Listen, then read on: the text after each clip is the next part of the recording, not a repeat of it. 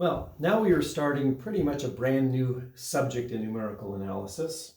We're going to be looking at differential equations. So if you've taken the class differential equations before, a lot of what I'm going to talk about in this video is just going to be a review for you.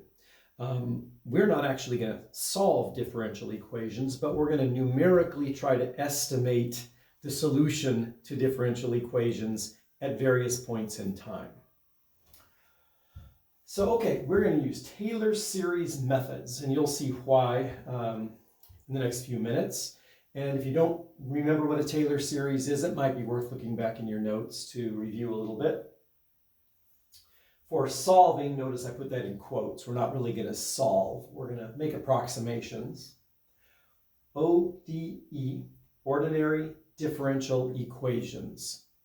The word ordinary just means that it contains a derivative with respect to only one variable. It has one independent variable. Frequently, that's the variable time, t.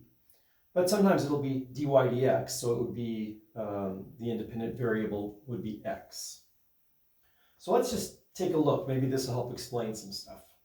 The first order, ODE, and before I go on, let me explain what first order means. That just means that you have a first derivative.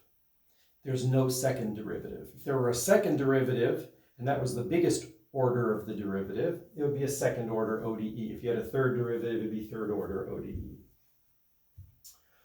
So the first order ODE, and here is the first order derivative, x prime minus x equals e to the t. Has the solution this. I'm giving it to you. But this is just to review what this means. Here's a differential equation. This is like dx dt, the change in x with respect to time. This is x. This is x prime minus x equals e to the t. So, in order to show that this is a solution, this is x. I'm going to replace this x with this.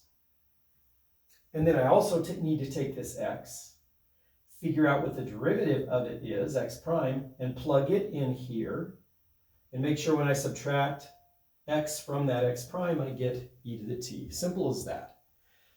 So I'm going to say, let me write x prime over here. It might take a little room.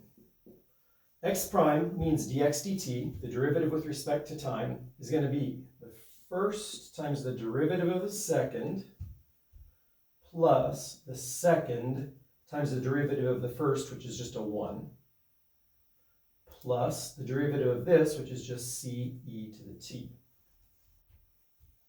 So x prime minus x is equal to t e to the t plus e to the t plus c e to the t. I'll put it in parentheses because that's the x prime.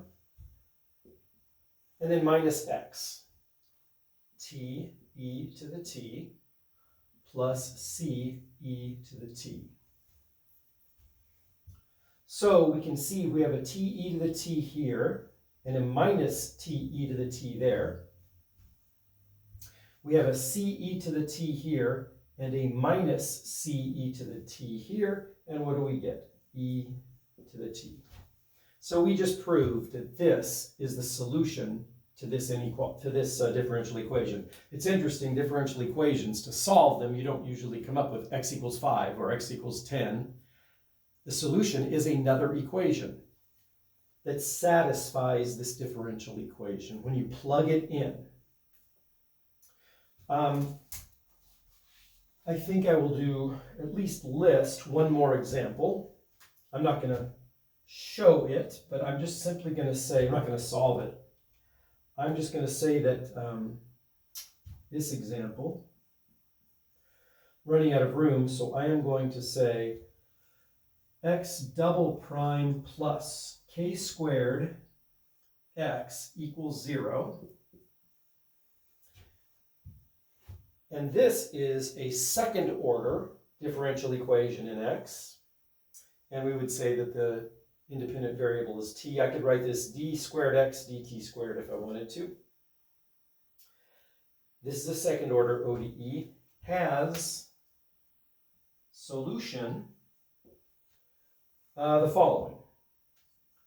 X equals C1 sine of kt plus C2 cosine of kt. If you'd like, you could take the 1 minute it would take to show that this is a solution to this equation. But it's fairly easy to see. Let's just take one of these terms. What is the derivative, even ignore the constants for the time being, what's the derivative of sine kt? Negative cosine kt times k. And then you take another derivative, maybe positive cosine kt times k. And then take the derivative of cosine, you get negative sine kt, and then you have times a k squared. So you can see that if you plugged in the second derivative of this term, it would cancel out with this parameter here, with this term here, and you would get a 0. And same for cosine as well. So it's easy to see why this would be the solution, and you could work it out on paper. And by the way, one more definition that we've already seen before is, let's see, this differential equation is not homogeneous because e to the t is not equal to 0. If you put all of your x's on this side, all your derivative, all the x and all of its derivatives on one side, and you get a function of t on the other side, if that function of t just happens to be 0, it's called homogeneous. This one is homogeneous. We get all our x's and its derivatives on the left, and it's equal to 0. So this one is, homogeneous. Only because we got 0 all by itself on one side. Okay, let's look at some more terminology. General form for a first order initial value problem. We can do it in several ways, but here's one way of doing it. X prime is equal to a function of t and x. Great. But remember, this is dx dt. And this x is a function of t, like is expressed over here. Typically or frequently, I'll leave off the x of t portion of it. And then x at time a, I'm assuming this is a function of time, is equal to x naught. So you're given a value. Frequently, this will be at x0, but not always at time 0. Some initial value will be given.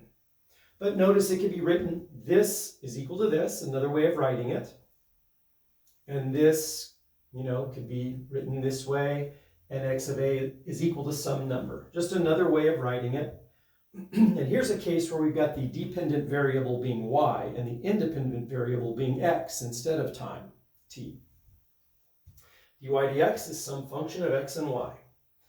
And when x is equal to a, y is equal to y naught.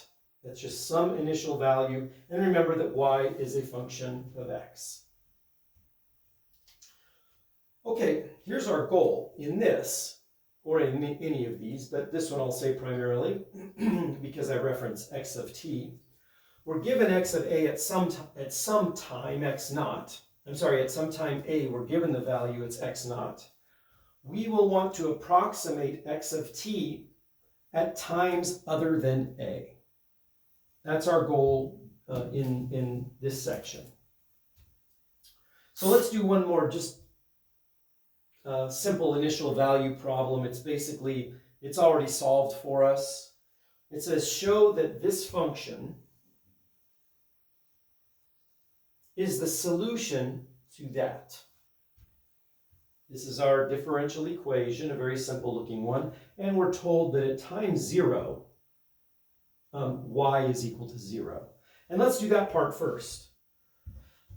Y of 0, that means x is 0. I may have said time over there. I probably should have just made this e to the t, but that's fine.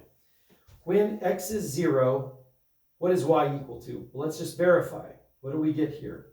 E to the 0 minus 1 is 1 minus 1 equals 0. So we have verified that works. And now let's verify that this is the solution to that. Okay, in order to do that, we have y I could replace right here, but I need to know what y prime is. So let's just write down what y prime is. Y prime would simply be e to the x, right? If this is y, then the derivative of that is just e to the x. And that implies that y prime, which is e to the x, is equal to, and let's see if this works, y is e to the x minus 1 plus 1.